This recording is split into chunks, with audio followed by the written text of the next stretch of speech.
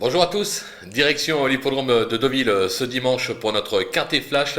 Ce sera à l'occasion du grand handicap de Deauville, la distance 1600 mètres, en ligne droite, un tracé rectiligne, une course pas simple à étudier, mais on va faire le job comme d'habitude et on commence par nos bases avec le 5 No We Know qui est pratiquement irréprochable depuis ses débuts, sa forme est sûre, je le trouve plutôt bien placé au poids, je pense qu'il sera dur à devancer, je suis vraiment très confiant. Le numéro 6 Go to Hollywood, 100% de réussite cette année avec déjà un succès et 2 accessites à ce niveau. Il s'est cassé quatrième de cette course en 2020. Sur sa lancée, il vaut un nouveau podium. Le numéro 7 Musetta qui vient d'échouer n'a rien dans une listed, c'était sur l'hippodrome de Vichy. Elle excelle sur la distance, elle peut se montrer ambitieuse au départ de ce gros handicap. Les opposants avec le numéro 10 San Valentina qui a fait ses preuves à ce niveau. Sa récente fin de course est probante, l'engagement est favorable, il ne faudra pas la sous-estimer. Le numéro 11 Tonancourt, 13e de cette course en 2020, il a peu couru cette année mais semble monter en pression au fil de ses sorties. L'engagement est favorable, il ne faudra pas le négliger non plus. Le numéro 15 Letis Marvel qui vient de refaire parler de lui lors de ses 2 dernières tentatives, il est sur la montante. S'il s'adapte au tracé rectiligne, il a son mot à dire dans une telle épreuve. Le coup de poker, on le connaît par cœur, c'est le numéro 3, Villaro. Il vaut mieux que ses récents échecs. Il s'est classé 2e de cette course l'an dernier. Il a plus trop de marge au poids, mais je pense que décidé, il est encore capable de faire parler de lui et de conclure sur le podium. Donc attention à sa candidature.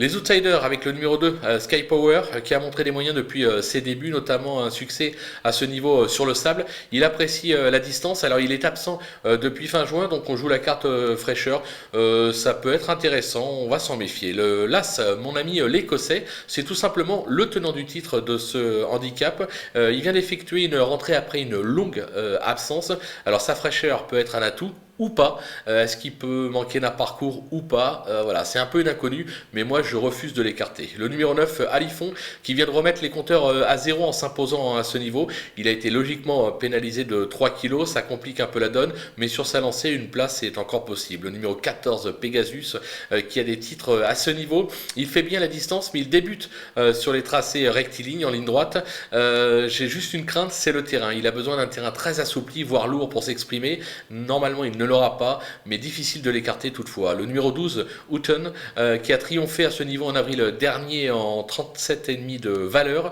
Il n'a pu confirmer depuis avec 3 kg de pénalité, raison pour laquelle je le glisse aussi bas dans ma sélection. Et enfin le numéro 13, Maxime, qui a couru des gros handicaps, c'était Outre-Manche en Angleterre. Il s'est déjà bien comporté en France, mais plutôt sur le sable. L'engagement est, on va dire, plutôt favorable. Maintenant, je l'ai vraiment mis en bout de piste, et si vous avez la place pour une grosse cote. Les délaissés, il en reste 3.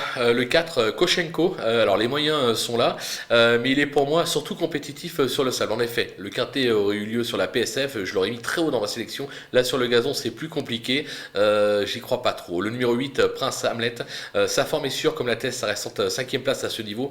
En revanche, je crains que le tracé rectiligne ne le desserve. En effet, c'est un cheval qui aime aller devant, il va avoir un petit peu de mal à conclure sa course, raison pour laquelle je tente l'impasse sur ses chances. C'est un risque. Et enfin le numéro 16, Pavensey Bay, qui vient de renouer avec le succès à Saint-Cloud. Je vous l'avais d'ailleurs donné en ticket flash, c'était très bien ce jour-là. Maintenant, elle est prise très très haute sur l'échelle des poids, raison pour laquelle je pense qu'elle va avoir du mal à confirmer. Ça sera mieux plus tard dans une épreuve un petit peu moins relevée. Voilà, on a fait le tour de cette course très compliquée. On va se quitter avec ma sélection et mes conseils de jeu. À vous de jouer.